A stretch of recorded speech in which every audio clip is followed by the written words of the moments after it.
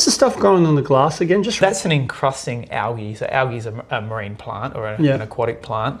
This one in particular is just like a brown slime. It's hard. You need the scraper to get in there. The magnet will clean most of it off. I know if I get a bit aggressive, see a lot of it's coming off. Now see how you're doing it right now, and it's touching the coral. Is that a bad thing? No, the corals are fine. But you see when I do that, I'm actually dislodging the algae and the bacteria on the glass into the water. Is that a bad thing? No, that's brilliant. That's actually feeding the corals. Oh. So those corals not only photosynthesize from the light, but they also filter feed. So cleaning is feeding? Yeah, that's exactly right. So we say clean the glass twice a week, not just to clean the glass, but it actually feeds the coral as well. Wow.